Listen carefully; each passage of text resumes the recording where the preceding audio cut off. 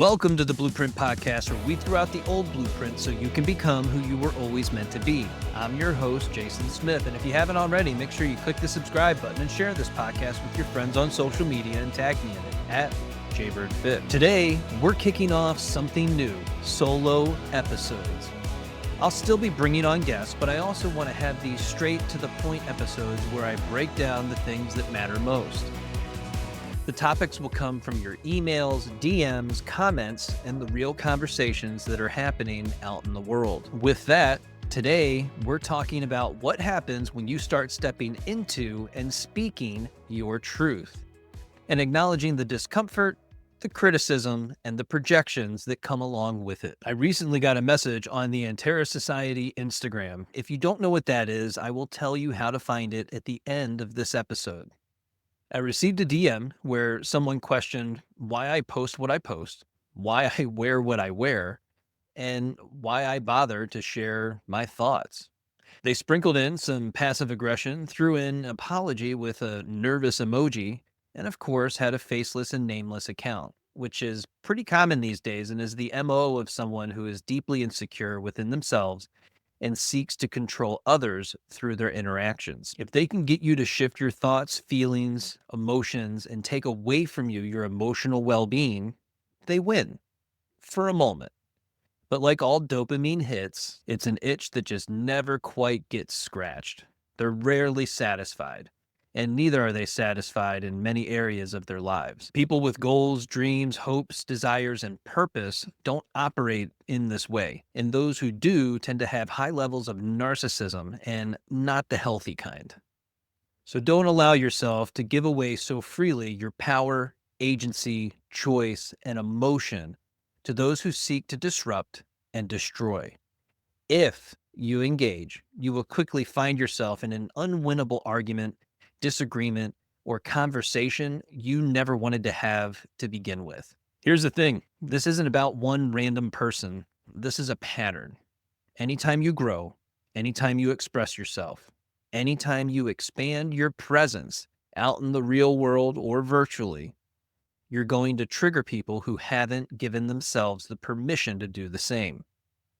They, like so many of us, are caught in the mass delusion and trapped behind a wall of their own limiting beliefs. And here's what I want you to understand. Number one, growth requires stepping into uncertainty. That usually happens when you hit your pain threshold plus one more step. Number two, expansion means creating internal capacity for discomfort. You are actively learning to stretch your capacity for the outer world, your inner world, and the perception of the world from others. Meaning, I can sit alongside of you in your discomfort while also feeling my own without detriment to myself or the fear of losing myself. That is capacity. Number three, other people's projections are a reflection of them and not you. People will hit you with some out-of-pocket stuff, and it's your job to then assess if that input is useful to you. If not, you can simply say, I can see how you would get here, but I disagree. Or maybe, just maybe, they could be right, and there's some useful information in there for you about you. Now, from that position, you get to respond appropriately in the context of that relationship. So today, we're breaking down the cost of growth, why uncertainty is a skill you have to build, how to handle projections without reacting or shrinking, and everybody's favorite, why faceless critics are the loudest, but the least important voices. Let's get into it. What is the cost of growth? The big question is, why does growth trigger other people? The main reason may not be so obvious as we sit here together in our own limitations. When you step up, you remind them of their own stagnation.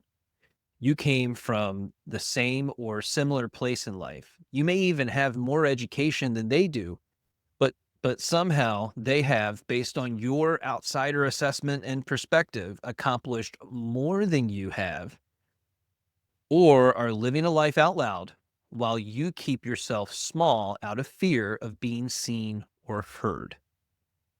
There's a part of you that may be envious of what they achieved, and deep down, it exposed core wounds, but also knowing that you could be doing the same or similar thing if you were just doing all the things that they were doing.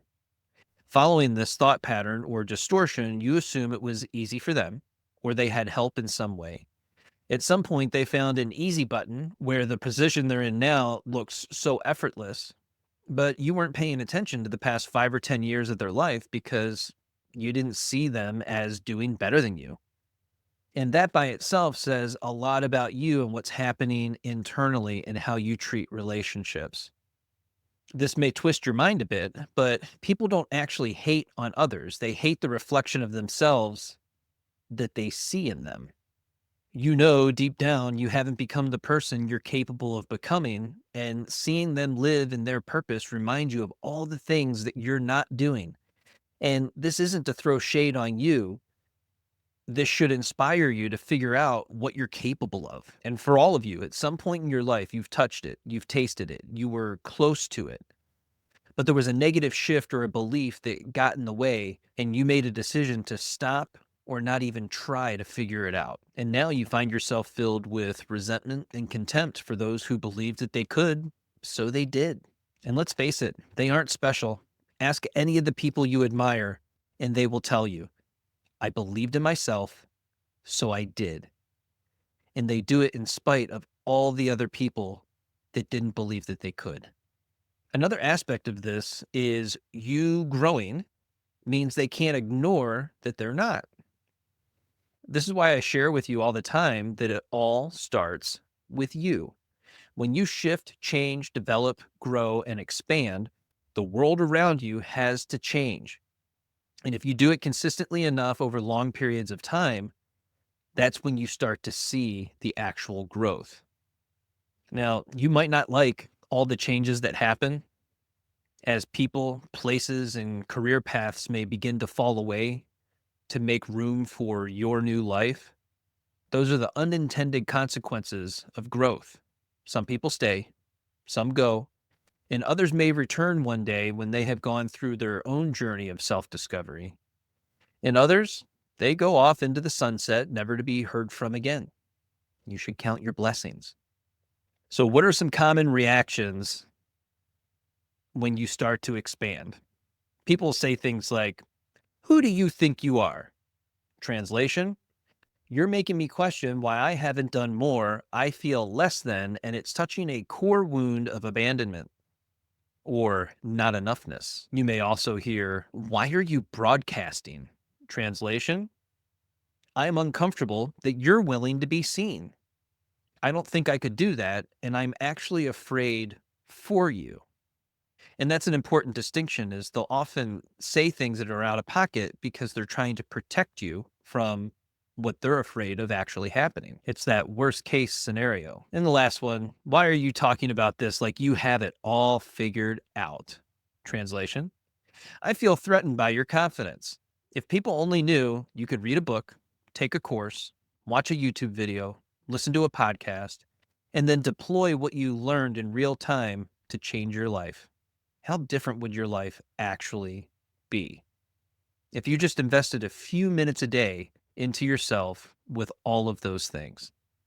So, what does this really mean for you? If people are questioning you, it means you're visible. You are now living rent free in their minds. If they're trying to knock you down, it means you're rising. You're getting them to consider and shift their thought patterns, even if they can't admit it to themselves. Transformation is happening whether they like it or not. And that is always where they double down on their familiar problems rather than entertaining the unfamiliar good things or good potentials that are actually available to them. They just don't believe that they are, and they don't believe they deserve it. A popular quote in the personal development space is, if you're not catching criticism, you're probably not pushing your edge. And if we're being honest, all you really have to do in this modern era is breathe to catch some criticism. It's truly a mind virus. So let's break this down. I want you to ask yourself, and I think this is going to be helpful for many of you who are looking to generate a breakthrough in your life right now. Write these down answer them, and then share your responses in your IG stories and tag me in them. The first question is, where am I shrinking because of other people's opinions? Number two, am I waiting for permission to be fully seen? And why? And number three, am I holding back because I don't want to make others uncomfortable? And you can often chase that back to childhood where you had family members that took up all the space in the room growing up, and playing small is what kept you safe. So here's a breakthrough mindset shift. And speaking of which, be sure to join the Breakthrough Mindset newsletter. I will be breaking down podcast episodes with actionable exercises and notes, answering comments and questions, and delivering next steps for growth that are bite sized and easy to digest. Listen up, because here's the shift. You either stay comfortable and invisible, or grow and deal with the discomfort of being seen. There's actually no way to grow without stepping into discomfort. And like my pastor always says, when confronted with a difficulty or challenge, I want you to ask yourself, should I stay or should I grow? And believe me, I know it's easier said than done. As we continue to shift, we are now creating capacity for uncertainty. And a common question is, why do people fear uncertainty? And a reality for many of us is that our nervous system is craving homeostasis in a chaotic world. But that nervous system activation is the sign and signal that you should be paying attention to.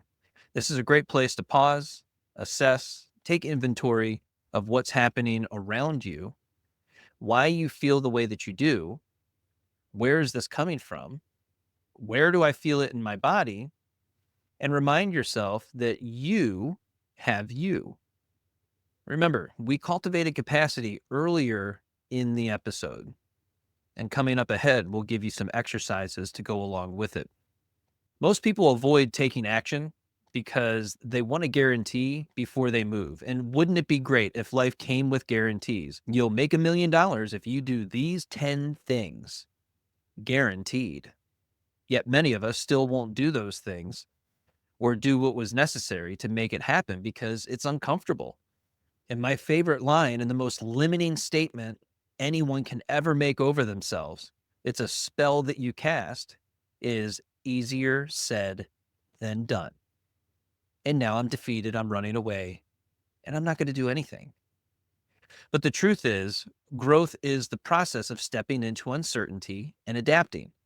We live in a complex adaptive system that is always changing around you. And what is our response to that? Well, many of us carve out our little safe spaces that is just good enough for a sense of familiarity and stability, even when there is little to none of those things. And we'll call that comfort. We often default to what we know, even if it's not good for us. Moving forward, uncertainty is a skill that you develop. And I know it sounds weird. People think handling uncertainty is a personality trait. It's not. Think of it like a skill that you have to develop, hone, and manage. It's a skill that you build by increasing your capacity for discomfort. So how do you build capacity for uncertainty? Well, here's some exercises. Breath work and nervous system regulation is probably one of the most popular ones.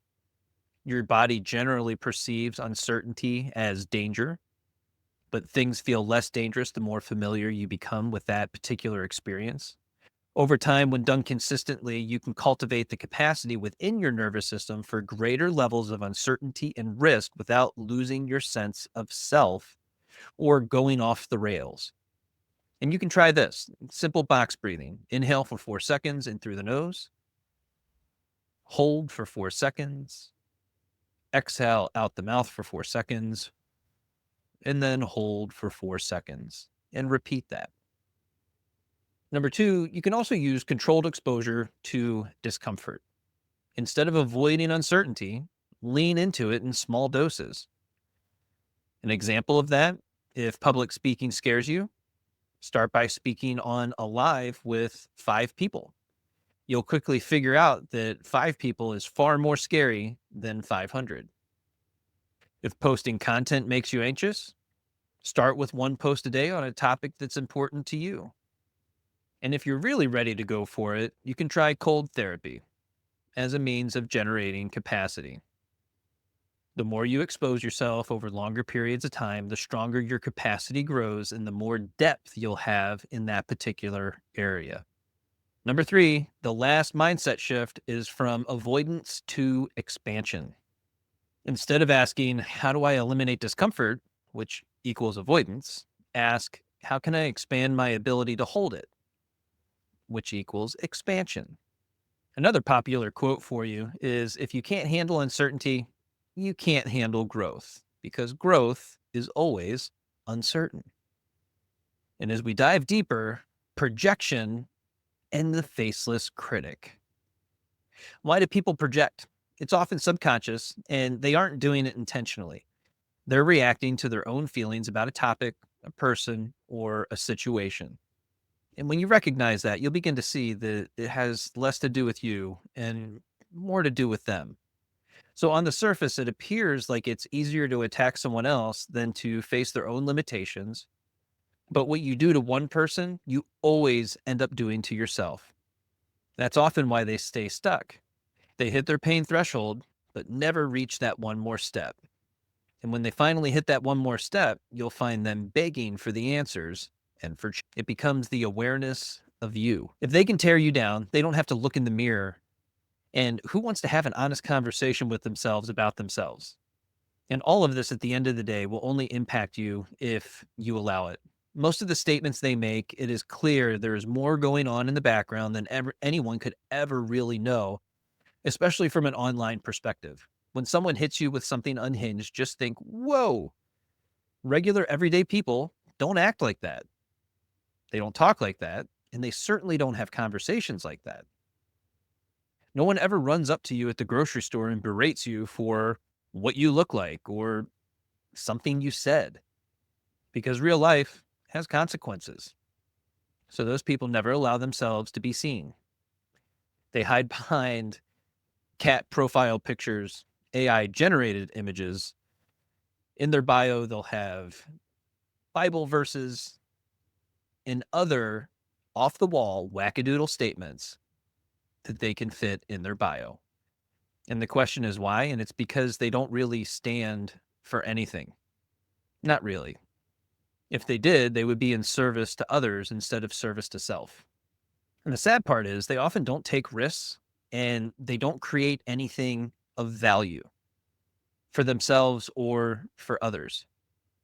But they do have plenty of energy to criticize those who do. And within that, there is envy and admiration. How dare you come from nothing and become successful and do it by making your own way instead of following what everyone else is doing? You're supposed to have this type of job and make this much money like the rest of us. And that's certainly one way to live. What they don't get, or at least they're not really willing to consider, is that most people did do that and they discovered a purpose that allowed them to evolve out of that situation. And you can't really hate on that. There's a lot of respect there for rewiring your matrix.